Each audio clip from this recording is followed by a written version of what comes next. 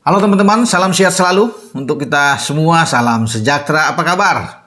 Semoga teman-teman bersama keluarga teman-teman dimanapun teman-teman berada, baik-baik saja. Ya, tetap semangat dan terima kasih buat seluruh teman-teman yang sudah mensubscribe, like, share channel YouTube Bung karena tanpa teman-teman semua, channel saya tidak akan berkembang. Nah sekarang saya akan merespon banyak pertanyaan. Sampai tadi sebelum saya buat konten ini, terus mempertanyakan soal keberadaan Anthony Matheus dos Santos ini, pemain Brasil 24 tahun yang banyak dirumorkan ya untuk naturalisasi dan sudah akan datang ke Indonesia memperkuat tim nasional senior nantinya di putaran ketiga pra Piala Dunia zona Asia ya. Dan ini minta kejelasan. Saya pikir ya selama saya belum bisa memberikan pernyataan resmi untuk seorang pemain yang akan datang ya sulit. Tentunya kita harus menunggu dari Pak Ketua Umum akan berbicara atau pernyataan resmi PSSI untuk mendatangkan seorang pemain, karena memang benar sekarang PSSI sedang mencari pemain di lini serang untuk di putaran ketiga, karena ini kan menjadi salah satu kelemahan. Tapi kalau soal Anthony saya pikir ini hoax ya, menurut saya tidak benar teman-teman bahwa dia akan memperkuat tim Indonesia, akan dinaturalisasi, kita ketambahan amunisi. Enggak, saya juga sudah menanyakan, sudah WA ke Pak Ketua, sudah menanyakan tentang kebenaran ini, nggak ada respon apa-apa. Dan saya sebenarnya nggak mau lah bicara soal Anthony ini, karena percuma ya untuk bicara soal Anthony ini. Dia sudah bermain bersama tim senior Brasil, mana bisa dia akan bermain buat tim nasional Indonesia. Sudah lebih dari 9 games dia bermain bersama dengan Brasil di tim U23, bahkan dia sudah lebih dari 20 pertandingan dia sudah bermain di tim U23 Brasil. Ya, kita tahu bersama dia meraih medali emas di Olimpiade musim panas tahun 2020 bersama dengan Brasil. Memang ini pemain oke, pemain sayap yang didatangkan dari Ajax Amsterdam ke Manchester United dengan harga fantastis ya, 90 juta euro atau 81,3 juta pound untuk bisa. Tapi dia tidak berkembang dengan sesuai dengan ekspektasi yang diharapkan oleh pendukung MU ya, ketika Erik ten Hag mengambil dia, karena ten Hag dari Ajax mengambil pemain ini ya. Pada musim kemarin juga 2023-2024 dia hanya menyelesaikan 29 pertandingan dengan 1 gol, 1 assist. Jadi memang bisa saja Anthony ini akan dilepas juga. Di tim nasional Brasil juga dia bermasalah, ada juga kasus dia dengan KDRT ya, memukul kekasihnya. Banyak, sementara dia tidak dipakai lagi di tim Brasil untuk saat ini. Makanya dia tidak tersedia untuk bisa ada di tim Brasil tahun 2026 di Piala Dunia Amerika ya, termasuk di Copa kemarin.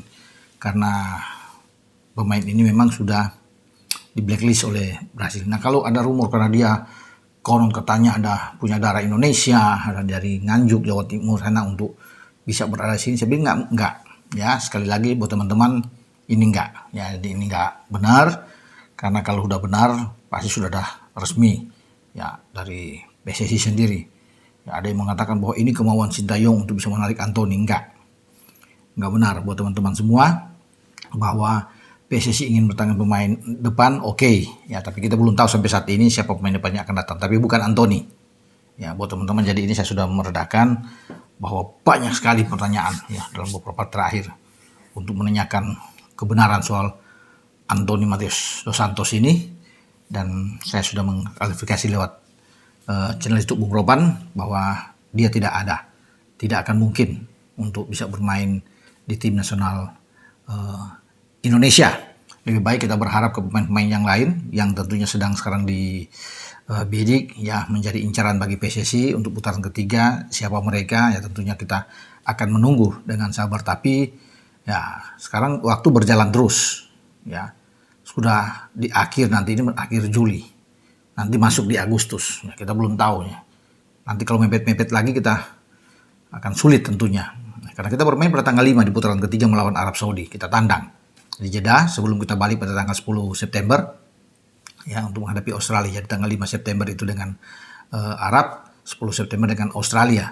Sebelum pada 2 pertandingan di bulan Oktober kita tandang lagi melawan Bahrain dan Cina. Kita balik lagi pada bulan November menjamu Jepang sebelum kita menjamu Arab Saudi nantinya. Kan itu di putaran pertama. Kalau putaran kedua itu akan berlangsung nanti di antara Maret dan Juni 2025 yang akan datang. Tapi soal siapa sosok yang akan datang itu yang menjadi misteri sampai saat ini, yang kita akan menunggu aja nanti Tapi PSSI harus ngebut, harus cepat. Kalau sudah Agustus ini kan agak ya ketar-ketir juga. Apakah mereka punya waktu yang pas? Ya, walaupun kita berpengalaman terakhir, Verdok itu bisa diurus dengan cepat tentunya. Itu kan suatu hal yang baik ya, termasuk dengan Tom Haye, ada Ragnar di sana. Tapi tidak boleh membiasakan mungkin.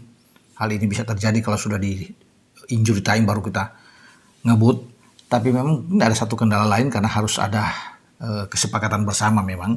Keseriusan di antara kedua belah pihak, baik dari si pemain yang akan kita ambil maupun dari PSSI sendiri tentunya akan terlibat dalam sebuah pembicaraan yang ada keseriusan di sini. Tapi kalau sudah di waktu-waktu yang mepet memang yang membuat banyak netizen penggemar sepak bola Indonesia ini was-was juga ya. Semoga saya pikir dalam waktu 1-2 minggu depan ada berita-berita lagi yang baik untuk kita semua. Siapa pemain yang akan kita ambil, karena memang agak sangat sulit kalau kita bertarung di putaran ketiga, apalagi di grup C itu ada Jepang, ada Australia, Arab Saudi, ya termasuk Bahrain dan Cina. Ini tidak mudah tentunya bagi kita kalau dengan pemain-pemain yang saat ini kalau tidak ada penambahan pemain, apalagi dengan kasus Martin Paes yang masih belum jelas sejauh ini. Ya, kita butuh penjaga gawang yang kuat, butuh lini serang yang baik atau yang tajam. Itu yang menjadi masalah buat kita. Dan memang kalau kita bisa melihat dari sebelumnya kan Pak Ketua sudah bilang kita harus bisa mendapatkan pemain yang bagus untuk di putaran ketiga, dipersiapkan secara matang serius, tapi harus ada penambahan pemain ini. Tapi kalau tidak ada, saya memang masih agak ragu dengan kekuatan kita ya untuk bisa bertarung di sana. Ya semoga bisa mendapatkan yang terbaik ya ke depan. Tapi sekali lagi buat teman-teman semua, Anthony kita lupakan aja karena ini menurut saya nggak benar ya. Dengan saya Bung Ropan berbicara di sini. Ciao.